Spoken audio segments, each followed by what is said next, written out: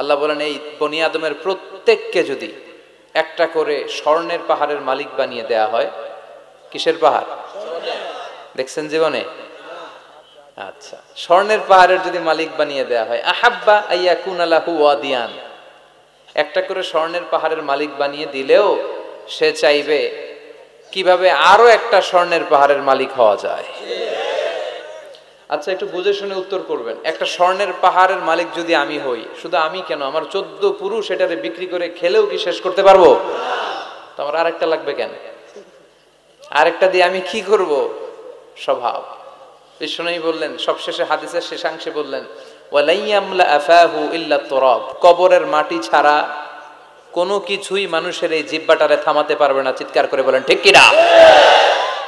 এজন্য যার আছে বেশি ও চায় বেশি, এই ডিমান্ডটারে একটু কমাতে হবে, আল্লাহর কাছে শুকরিয়া করতে হবে। অর্থের প্রয়োজন আছে, কিন্তু এটার হৃদয়ে স্থান দেয়া যাবে না। এটা হাতে আসবে আবার চলে যাবে, ঠিক কিনা? হৃদয়ে স্থান থাকবে কার? যাদের হৃদয়ে আছে আল্লাহর ভয়, তারা কভু পথ ভুলে যায় না। আল্লাহর প্রেম ছাড়া এই দুনিয়ায় কারো কাছে কোনো কিছু চায় না, ঠিক কিনা? মুমিনের হৃদয়ে দরদ ভালোবাসা থাকবে একজনের জন্য। চিল্লায় বলেন তো তিনি কে? এজন্য আমরা যেন শুকরিয়া করি, আমরা যেন অভিযোগ না করি। দেখেন, আমরা যদি জিজ্ঞেস করি ভাই আপনি কি চান, কি লাগবে আপনার, কার কি লাগবে, একজন বলবে আমি এটা চাই, আমার এটা নাই, আমি ওইটা চাই, ওইটা চাই, কত কিছু লাগবে আমাদের। কিন্তু ঠিক এই মুহূর্তে যে লোকটা হসপিটালের বেডে শুয়ে আছে, ক্যান্সারে আক্রান্ত, ক্যান্সার যার নেই কোনো অ্যান্সার, ওরে যদি জিজ্ঞেস করেন ও বলবে আমার কিচ্ছু লাগবে না, আমি শুধু বাঁচতে চাই। ও কি চায়? আর আমরা অনেক কিছু চাই। এজন্য আমরা শুকরিয়া করব বেশি বেশি। শুকরিয়া করলে বাড়িয়ে দেয় কে? বিশ্বনবী দোয়া করতেন, আল্লাহুম্মা জাআলনি সাবুরা ওয়া জাআলনি শাকুরা ওয়া জাআলনি ফি আইনি সাগীরা ওয়া ফি আ'য়ুনিন নাসি কাবীরা। আল্লাহ আপনি আমারে ধৈর্যশীল বানান, আপনি আমারে শুকরগুজার বান্দা বানান। আল্লাহ আমার চোখে আপনি আমারে ছোট বানান, গোটা বিশ্বের মানুষের চোখে আপনি আমারে বড় বানান। সবাই পড়ি আমিন। এজন্য সব সময় প্রশংসা করব কার? কম কম না বেশি বেশি? সব সময় শুকরিয়া করতে রাজি আছি তো? আল্লাহ সব সময় যেন আমরা তোমার শুকরিয়া করতে পারি, তুমি তৌফিক দাও। অনেকের অনেক দুঃখ অভিযোগ, যে আল্লাহ আমারে এটা দিল না, ওইটা দিল না, আমার পাশে সে বড় হয়ে গেল, ও চাকরি পেয়ে গেল, ও ব্যবসায় উন্নতি করলো, ও ভিসা পাইলো, আমি পাইলাম না। আফসোস, ও আফসোস করতে করতে মরবে, ঠিক কিনা? আর প্রশংসা যে করবে তাকে নেয়ামতের বাড়ি ধারা আরো বাড়িয়ে দিবে কে? এজন্য আফসোস করব না প্রশংসা করব, অভিযোগ করব না শুকরিয়া করব। আল্লাহ অনেক দিয়েছে, ঠিক কিনা? আপনারা শেখ সাদি রাহিমাহুল্লাহর নাম শুনে থাকবেন। বালাগাল উলা বিকামালিহি কাশাফাদ দুজা বিজামালিহি, এই কবিতা লিখে উনি বিখ্যাত হয়েছিলেন। উনি পার্সিয়ান পয়েট, ইরানি একজন কবি। তো ওনার একবার আর্থিক সমস্যা যাচ্ছিল, দৈন্যতা যাচ্ছিল, টাকা পয়সা ছিল না, ফলে ওনার পায়ে দেওয়ার মতো জুতা ছিল না। তো খুব আফসোস করতেছে, হায়রে আমি এত বড় কবি, আমার পায়ে দেওয়ার মতো জুতা নাই। আফসোস করে ঘর থেকে বের হলেন, দেখলেন এক ভিক্ষুক ভিক্ষা করছে, ওর পাই নাই। কি নাই? আর কবি সাহেবের কি নাই? ওনার জুতা নাই, এজন্য দুঃখ। বের হয়ে দেখে সাইল ভিক্ষুক, ওর পা নাই। এবার উনি সেজদায় পড়ে আল্লাহর ডেকে বলে, আল্লাহ শুকর আলহামদুলিল্লাহ, অনেক ভালো আছি। শুকর আলহামদুলিল্লাহ, বেশ ভালো আছি, অনেক সুখে আছি। এজন্য সুখ হচ্ছে আলহামদুলিল্লাহর ভিতরে। সুখ আছে কিসের ভিতরে? যে কোনো পরিস্থিতিতে আমরা থাকি না কেন, বিপদে আপদে, সকালে বিকালে, শীতকালে গ্রীষ্মকালে, আমরা কি পড়বো? আলহামদুলিল্লাহ পড়বো। এর কারণ চাহিদার কোনো শেষ নাই। যার আছে যত বেশি, সে চায় তত বেশি। দেখবেন যার সাইকেল আছে ও হুন্ডা চায়, চায় না? আরো নিচ থেকে যদি বলি, যার পা নাই ও চায় আল্লাহ আমার যদি দুইটা পা থাকতো। কথা বলেন। পা নাই এরকম লোক আছে না এলাকায়? সে হেঁটে যাওয়া লোকদের দিকে তাকিয়ে থাকে আর তার স্বপ্ন থাকে ওইটা, ইস আমার যদি পা থাকতো। হেঁটে হেঁটে হেঁটে যারা বাজারে যায়, স্কুলে যায়, কলেজে যায়, ওদের আফসোস যারা সাইকেল চালায় ওদেরকে দেখে, তাই না? সাইকেল থাকলে খুব ভালো হইতো, সাইকেল চড়ে চড়ে বাজারে যেতে পারতাম। সাইকেলওয়ালারও আফসোস আছে, সে আফসোস করে হুন্ডাওয়ালাদের দেখে, মনে মনে ভাবে যদি ভো ভো থাকতো, হ্যাঁ একেবারে যেতে পারতাম। হুন্ডাওয়ালাদের আফসোস হচ্ছে প্রাইভেট কারওয়ালাদের দেখে, ইস আমার যদি একটা কার থাকতো। যার কার আছে ও আফসোস করে, ইস আমার যদি একটা প্লেন থাকতো। যার প্লেন আছে ও বলে, ইস আমার যদি একটা কপ্টার থাকতো, if I had a copter, আমার যদি একটা হেলিকপ্টার থাকতো উড়াল মারতাম। কথা বলেন? তাহলে এই চাহিদার, ডিমান্ডের, হিউম্যান ডিমান্ডস এর কোনো শেষ আছে? যে এলাকার ছোট্ট মেম্বার, ওই মেম্বার ভাই চায় কি করে চেয়ারম্যান হওয়া যায়। কথা বলেন? যিনি চেয়ারম্যান হয়ে গেলেন উনি এবার ভাবে কি করে MP, member of the parliament হওয়া যায়, তাই না? আচ্ছা, এমপি যিনি হয়ে গেলেন উনি আরেকটু উপরে যেতে চায়, ভাবে যদি একটু যদি যাইতে পারি, একটা মন্ত্রণালয় যদি পাইতাম, হ্যাঁ মিনিস্ট্রি যদি একটা পেতাম কতই না ভালো হতো। তো মন্ত্রী যিনি হইল উনি, ওনার অনেক শখ, ইস আর একটা জায়গা বাকি, হ্যাঁ কি নাম ওইটার, পিএম, প্রাইম মিনিস্টার। কিন্তু এই দেশে অসম্ভব। কথা বলেন? এই দেশে প্রাইম মিনিস্টার হওয়া যাবে? এক দুজন এদের মধ্যে ধাক্কাধাক্কি, এবং ওনাদেরকে মেনে নিতে হবে। আপনি বাঁচেন আর মরেন, ওনারাই প্রাইম মিনিস্টার। কথা বলেন? আল্লাহ শুকরিয়া জানাই, আল্লাহর কাছে কামনা করছি যে অল্প কিছু সময় আমরা কথা শুনবো, সরাসরি কোরআন থেকে শুনবো, পড়ি ইনশাআল্লাহ। কোরআন থেকে কথা শোনার সবচেয়ে বড় একটা ফজিলত হচ্ছে এই কথার মধ্যে কোনো গোজামিল নাই, কোনো ভুল নাই, কোনো সন্দেহ নাই। চিল্লায় বলেন ঠিক কিনা?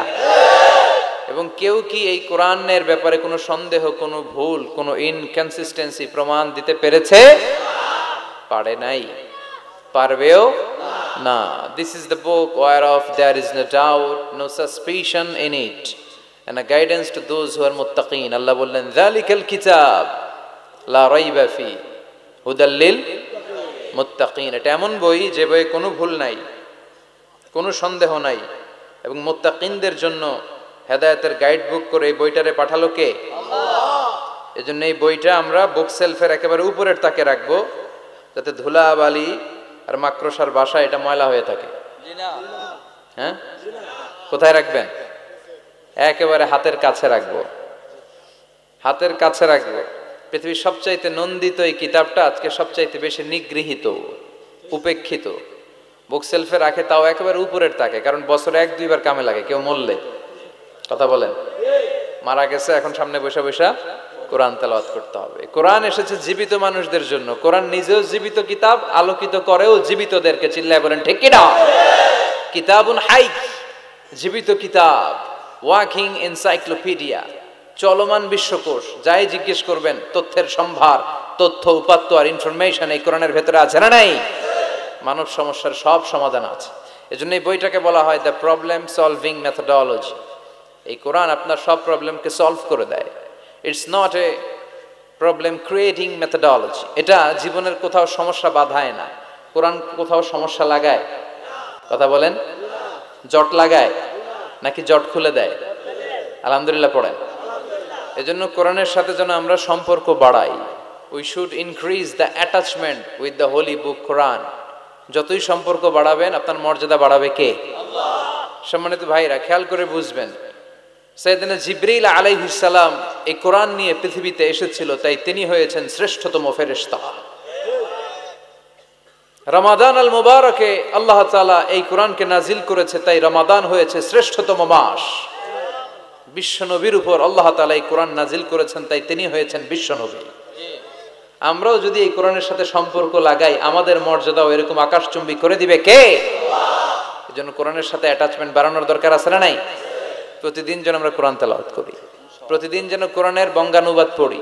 যা বলার সব বলা হয়েছে, নতুন করে আল্লাহ কিছু বলবে না। এজন্য কোরআন থেকে নূর নিয়ে যেন আমরা নিজেদেরকে আলোকিত করি। কোরআনের একটা নাম হচ্ছে নূর, একটা নাম কি?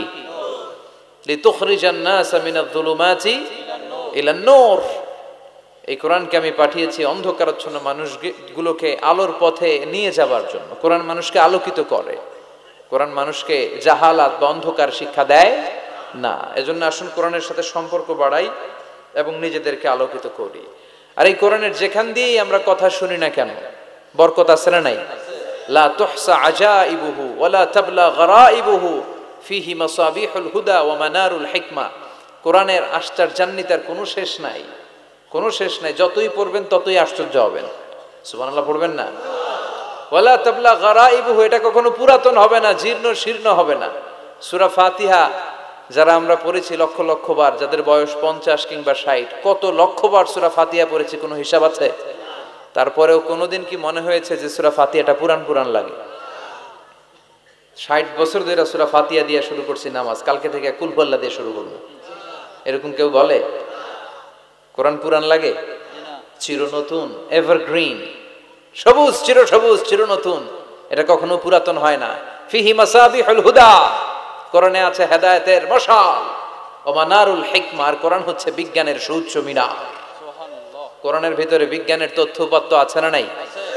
আপনি কোরআনে বর্ণিত cosmic symbols, natural phenomena, scientific indications গুলো যদি পড়েন আপনি অবাক হবেন, কপাল ঘষে ঘষে আল্লাহর সিজদা দিবেন, ঠিক কি না?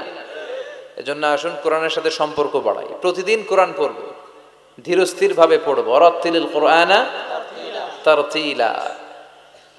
আনাস রাদিয়াল্লাহু তাআলা আনহুকে জিজ্ঞেস করা হলো, আনাস, আল্লাহ রাসূলের কাইফা কানা কিরাআতু রাসূলিল্লাহ, আল্লাহ রাসূলের কিরাত কেমন ছিল? তিনি বললেন কানাত মাদ্দান, আল্লাহ রাসূল সাল্লাল্লাহু আলাইহি ওয়াসাল্লাম টেনে টেনে তেলাওয়াত করতেন, টেনে টেনে তেলাওয়াত করতেন। এই যে একটু আগে তেলাওয়াত হচ্ছিল সূরাতুল মুলকের, কত সুন্দর টেনে টেনে সে পড়েছে, এইভাবে বিষ্ণু সাল্লাল্লাহু আলাইহি ওয়াসাল্লাম টেনে টেনে পড়তেন।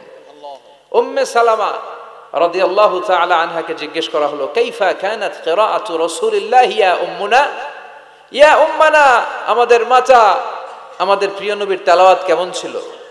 উম্মে সালামা বললেন, কানা রাসূলুল্লাহ ইয়াকাত্তিউ বাইনা কিরাআতিহি আয়াতান আয়া, আল্লাহ রাসূল সাল্লাল্লাহু আলাইহি ওয়াসাল্লাম এক আয়াত এক আয়াত করে থেমে থেমে কোরআন তেলাওয়াত করতেন। পড়েন সুবহানাল্লাহ। এক আয়াত পড়তেন, থামতেন, আবার আরেক আয়াত শুরু করতেন, আবার আরেকটা আয়াত পড়তেন, আবার থামতেন, আরেক আয়াত শুরু করতেন। প্রতিটা অক্ষর, প্রতিটা উচ্চারণ কেটে কেটে দেখা যেত, বোঝা যেত। চিল্লায় পড়েন আল্লাহু আকবার। আর আমাদের তেলাওয়াতের কি অবস্থা? তারাবির নামাজের কি অবস্থা? আমাদের মেটন ঘরের কি অবস্থা? জাপানের বুলেট ট্রেন ফেল, ঠিক কিনা? কোন দিক দিয়ে আযাবের আয়াত যায়, কোন দিক দিয়ে জান্নাতের আয়াত যায়, কোন দিক দিয়ে সূরা ইয়াসিন গেল, কোন দিক দিয়ে আর রহমান গেল, কোথায় সূরা ইউসুফ গেল, কেউই টের পায় না। রুব্বা কারিলিল কুরআন ওয়াল কুরআনু ইয়ালআনুহু, কোরআনের অনেক কারি আছে, তেলাওয়াতকারী আছে, আবৃত্তিকারী আছে, যাদেরকে কোরআন রহমত, মার্সি এন্ড ব্লেসিংস না দিয়ে গজব দেয়, লানত দেয়। আল্লাহ ওই ধরনের তেলাওয়াত থেকে তুমি আমাদের বাঁচাও।